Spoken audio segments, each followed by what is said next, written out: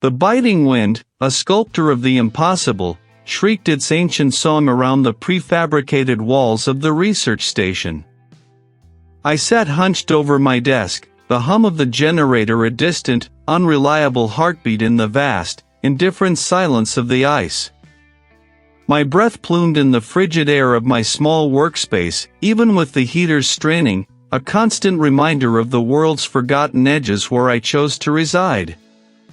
Here, amidst the stark grandeur of the polar south, I, Arthur Blake, sought the whispers of dead tongues and the echoes of mythologies buried deeper than any glacier.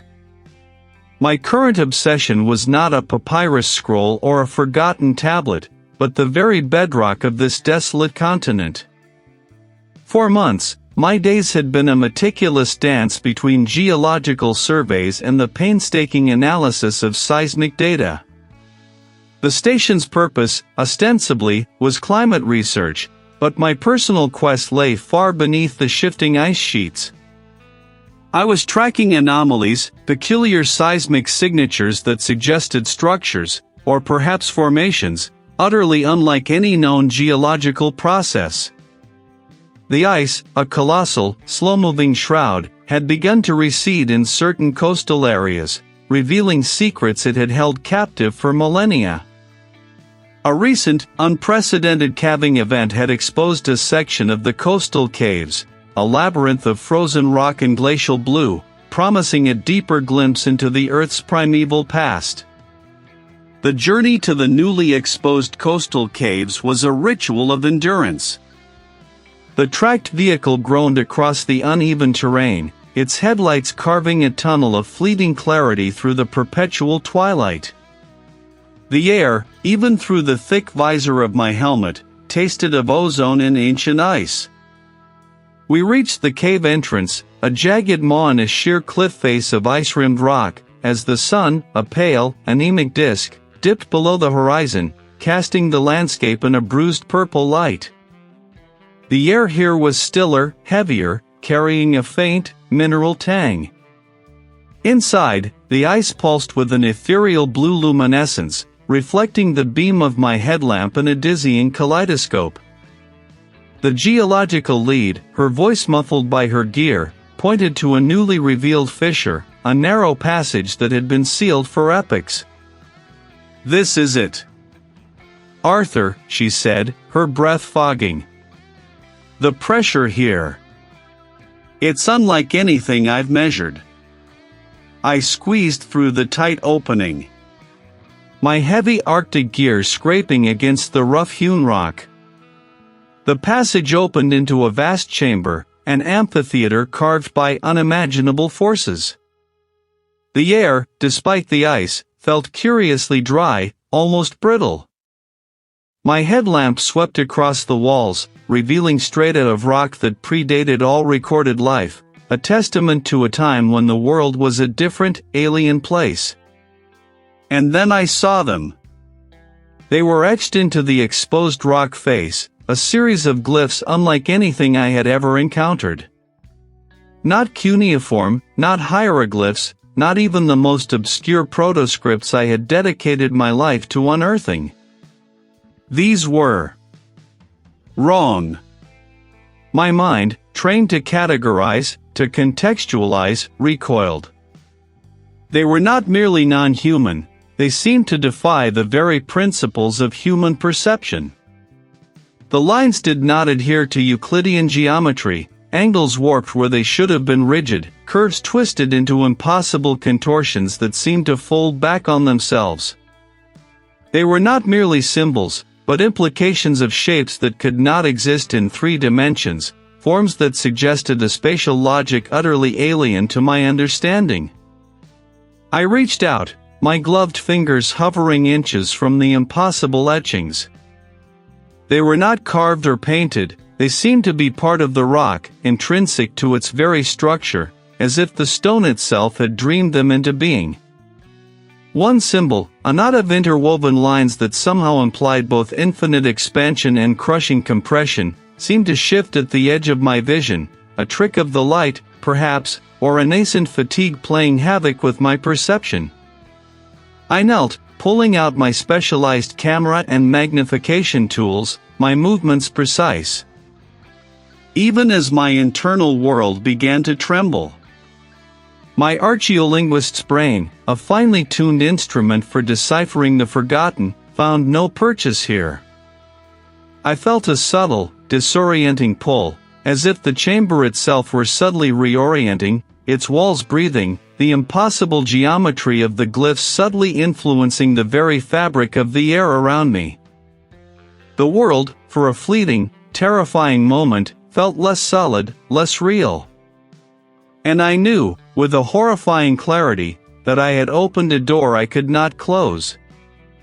The gnawing damp of the coastal caves, a constant, salty breath against my skin, was a welcome chill after the desiccating frost of the deep ice. Here, within this natural hollow carved by millennia of ocean's slow insistence, I had established my temporary sanctuary.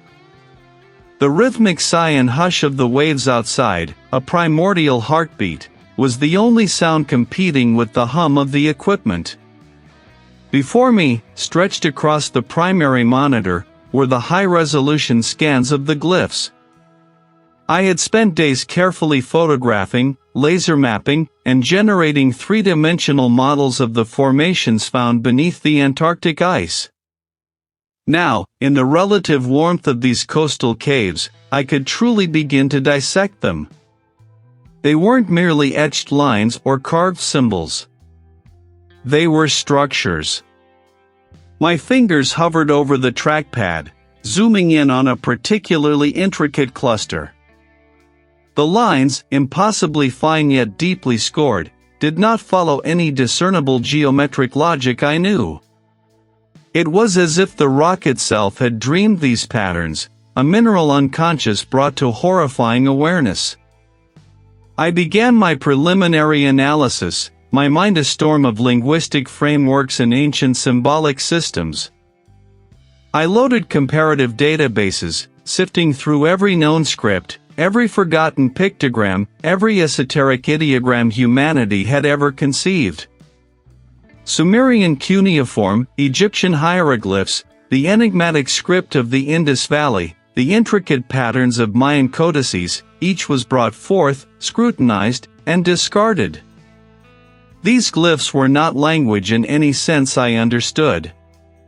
They did not represent sounds or concepts, at least not in a linear fashion. They seemed, instead, to be concepts. A single configuration might imply a spatial relationship that contradicted itself, or a temporal sequence that flowed both forward and backward simultaneously.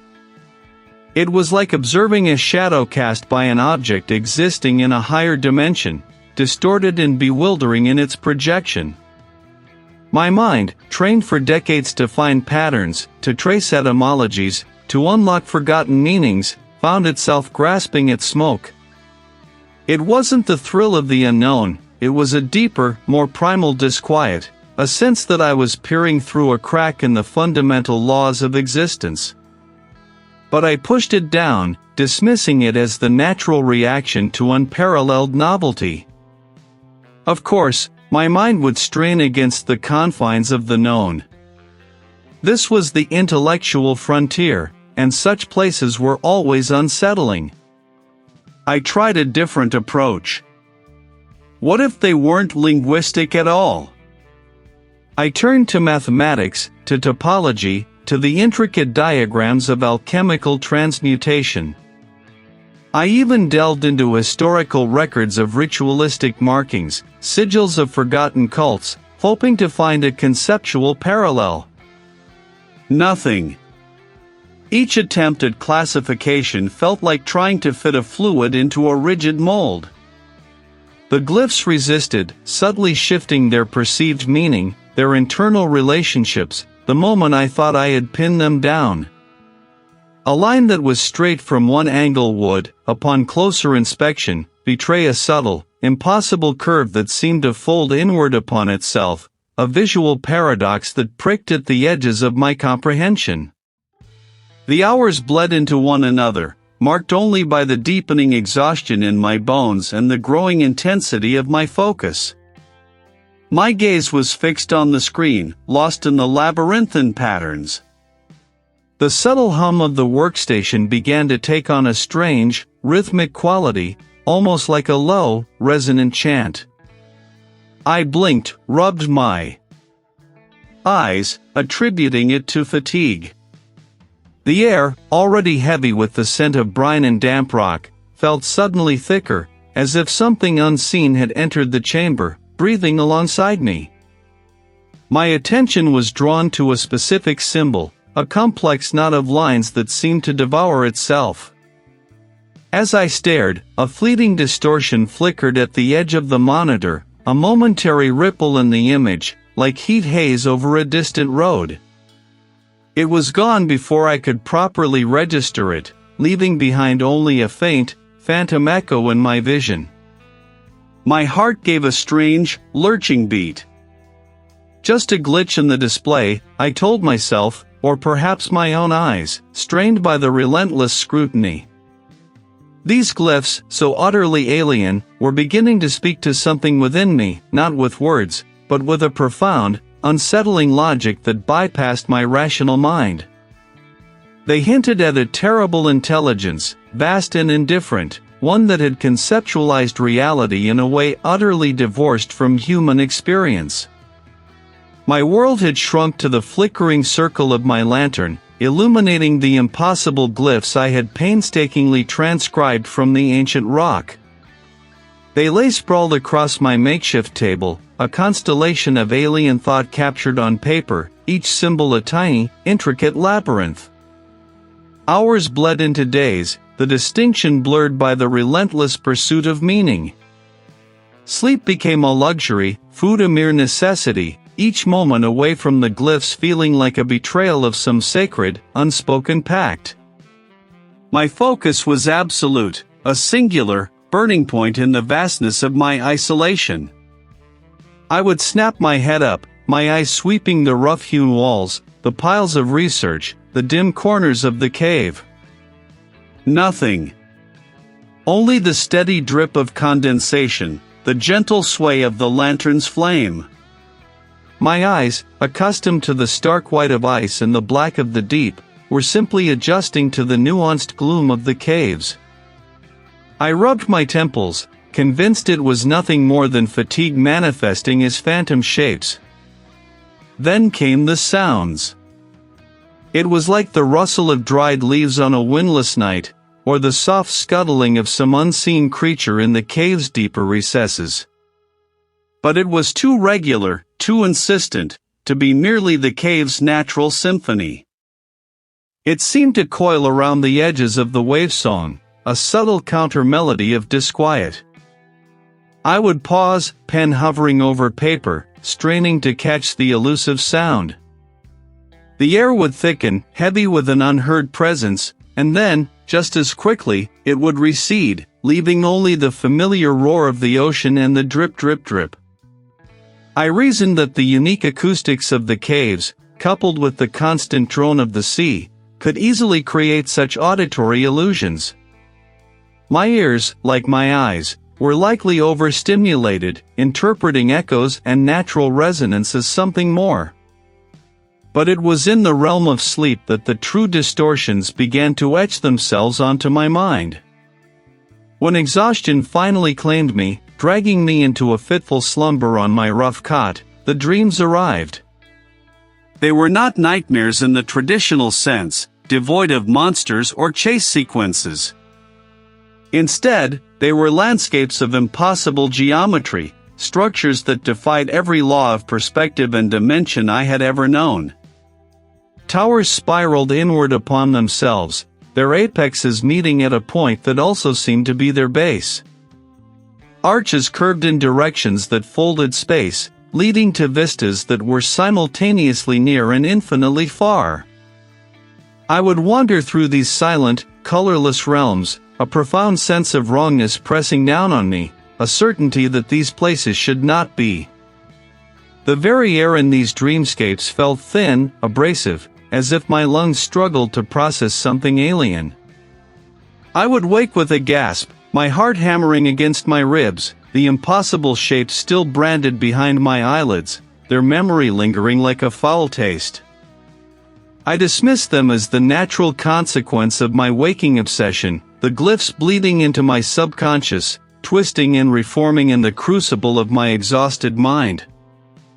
The isolation, the profound weight of my discovery, it was all taking its toll. My determination, however, remained unyielding. I would not falter. I would not break.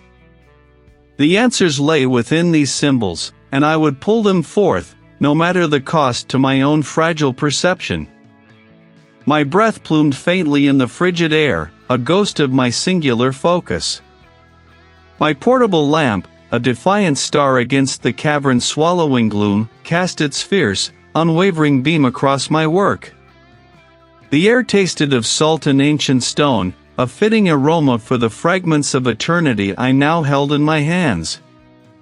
The rock samples, carefully extracted from the Precambrian formation, lay scattered across a makeshift table fashioned from scavenged crates. Each piece, a canvas of impossible etchings, drew my gaze with an almost magnetic pull. My fingers, calloused from countless hours of tracing their alien contours, moved with an instinctual reverence. I worked with a magnifying loupe perched on my eye, its lens a window into a universe that refused to conform to any human design. Hours dissolved into an indistinguishable slurry of focused intensity. Sleep became a grudging necessity, a brief cessation of thought before the glyphs reclaimed my waking mind. The few other researchers, those still clinging to their comfortable, linear theories, would occasionally venture into my cave. "You should come up." I merely grunted, my eyes locked on a particularly intricate spiral that seemed to coil in more than 3 dimensions. They saw obsession, I saw the only path forward. Their maps were flat, their chronologies finite. What I was uncovering defied the very bedrock of their perception. The symbols were not merely a language, they were a systemic dismantling of reality, a blueprint for a cosmos built on principles that curled back on themselves, that breathed and shuddered outside the comforting cage of Euclidean space. I had begun by cataloging, by attempting to force the glyphs into known linguistic structures. Futile. They refused. Their arrangement was not linear, not sequential. It was radial, nodal, a web where every point connected to every other point, not just spatially but conceptually. A breakthrough, a true shattering of my previous assumptions, came when I stopped trying to read them like words and started to feel their inherent relationships. It was a shift, a subtle rewiring of my own cognitive pathways. It was a series of overlapping polygons, each angle slightly off, each line curving imperceptibly into the next, forming a shape that was both contained and infinitely expanding. As I stared, my mind, exhausted and hyperalert, seemed to slip past the visual. I saw not the lines, but the implication of the lines. It was a diagram of non-existence, a map of what wasn't there, yet could be. A faint shimmer flickered at the edge of my vision then, like heat haze rising from the cold stone. It wasn't in the air, but in the perception of the air.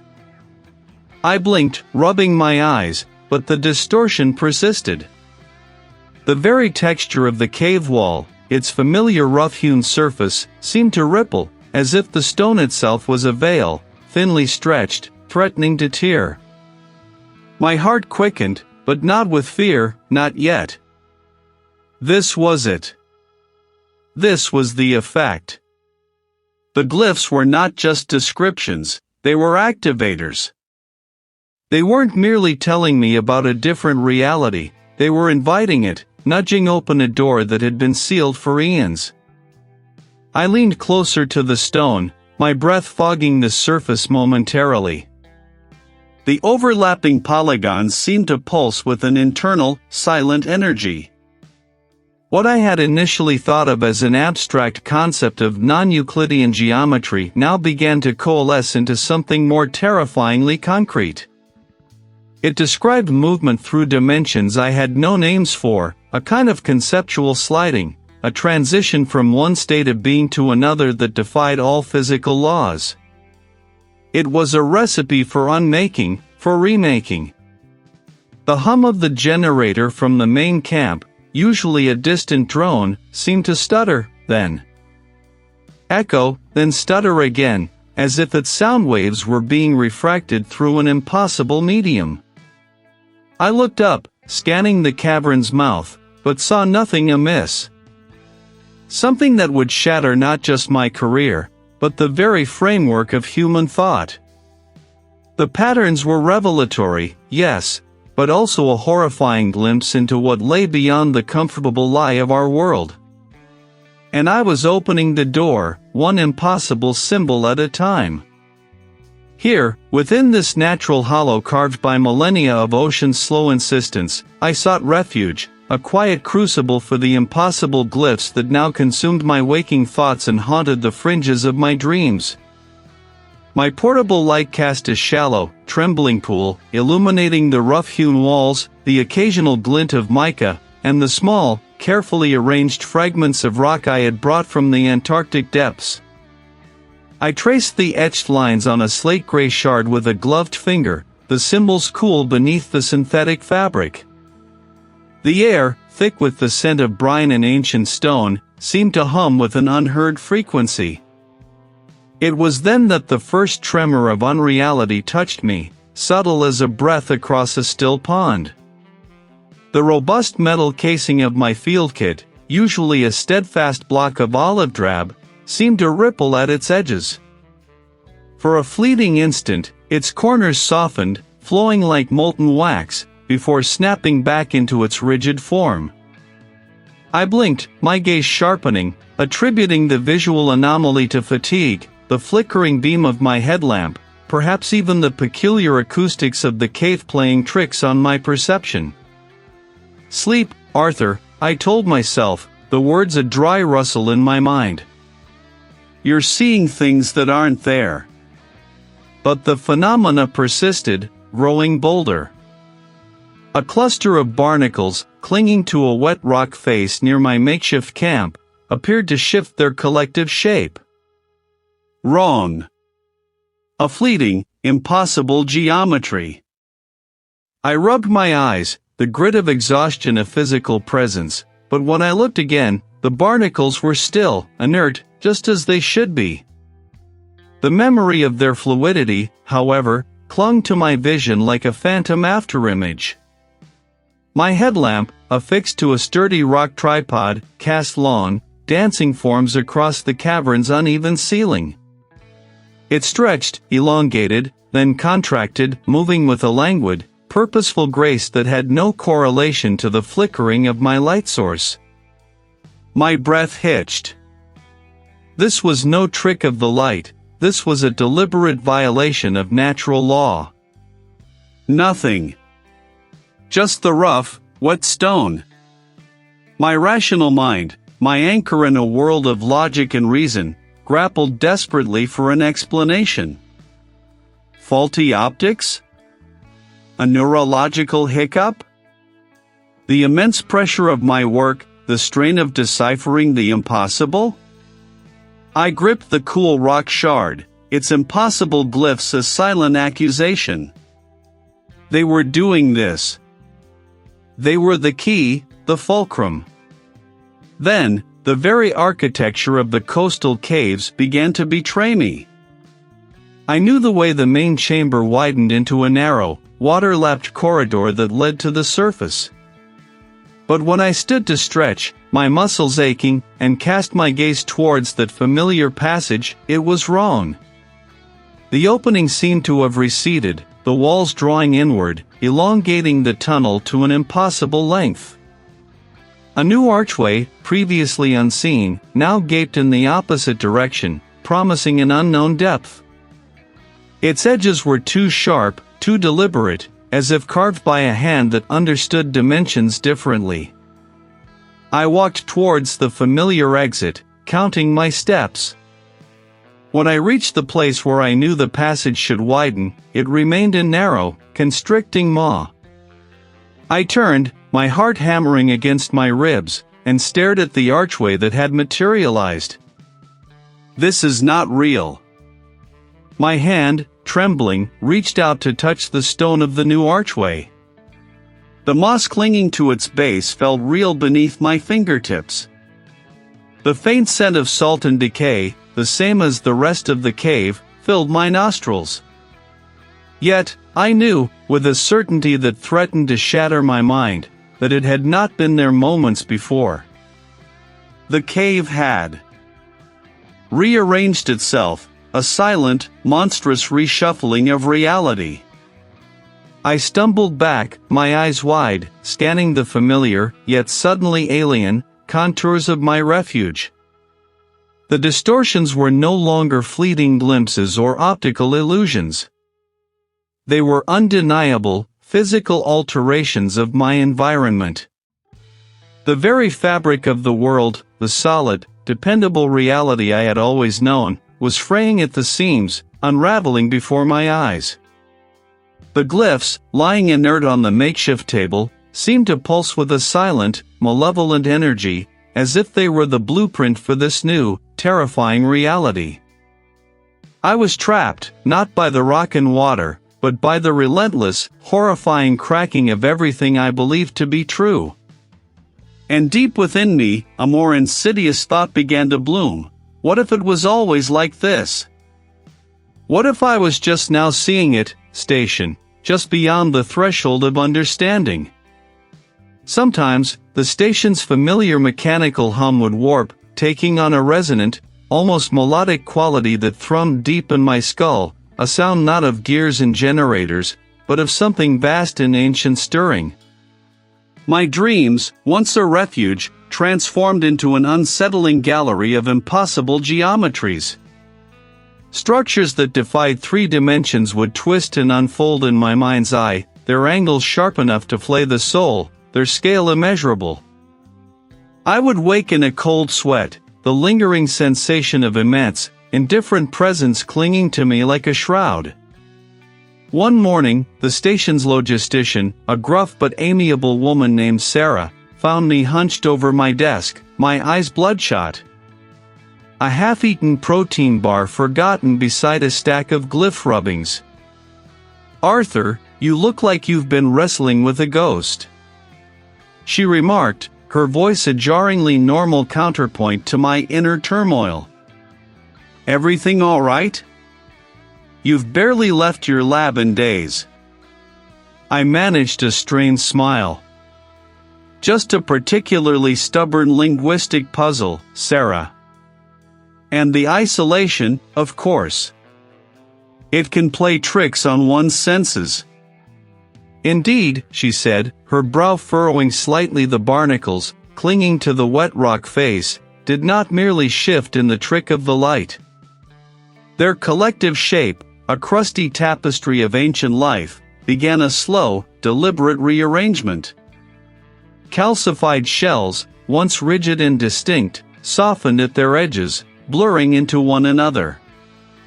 They melted, not with the fluidity of water, but with the viscous slowness of cooling tar, reforming into a tessellation of impossible angles, a geometry that folded in on itself without ever truly meeting. My breath caught, a cold knot in my throat, as the pattern resolved, for a fleeting, horrifying moment, into something akin to the glyphs I had unearthed, pulsing with an inner light that was not light at all, but a stark absence, a visual void. Then, as quickly as it had formed, the pattern buckled, the shells hardened once more, resuming their mundane, barnacled existence. My mind reeled.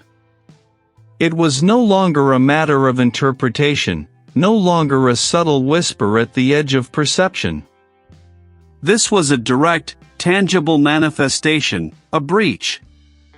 The world was not merely distorting, it was actively rewriting itself, using the very syntax of the glyphs as its lexicon.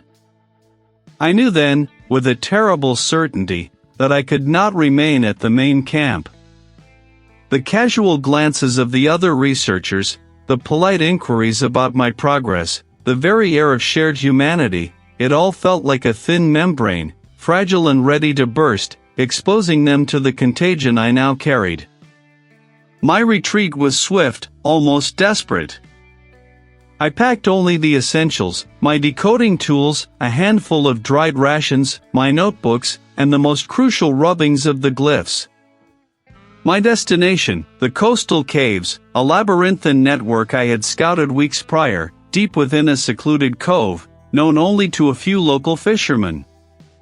The journey was arduous, the path treacherous, each gust of wind carrying the biting spray of the sea, each shifting stone beneath my boot a reminder of the world's indifferent power. But I welcomed the isolation.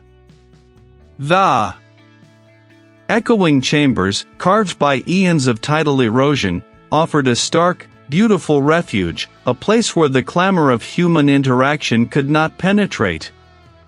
In the damp solitude of the coastal caves, surrounded by the rhythmic sigh and crash of the ocean, I found a perverse kind of peace. The air was thick with the scent of salt and ancient stone. My makeshift camp, tucked into a high, dry ledge, became my hermitage. I spent my days poring over the rubbings, the impossible symbols seeming to glow in the dim light of my lantern, their tendrils of meaning snaking deeper into the architecture of my mind. The isolation, however, did not banish the phenomena, it merely changed their form. The very rock formations around me seemed to breathe, their shadowed contours shifting and reforming into fleeting, grotesque visages. The distant cries of gulls would sometimes warp, stretching into sounds that defied avian anatomy, resonating with a deep, guttural vibration that made the hair on my arms stand on end. One morning, a small fishing vessel ventured too close to the cove, its engine a distant thrum against the backdrop of the waves. I watched it from the mouth of my cave, hidden by a veil of sea mist. The fisherman, a stocky figure in oilskins, cast his nets with practiced ease. But to my eyes, sharpened by days of solitude and the insidious influence of the glyphs, his movements were not those of an ordinary man. His gaze, even from that distance, seemed to bore into my hiding place, his silhouette momentarily twisting into a caricature of malevolence, his fishing line a thin, taut wire connecting him directly to my thoughts. He was not merely fishing, he was probing, an unwitting agent of the forces that sought to unravel me.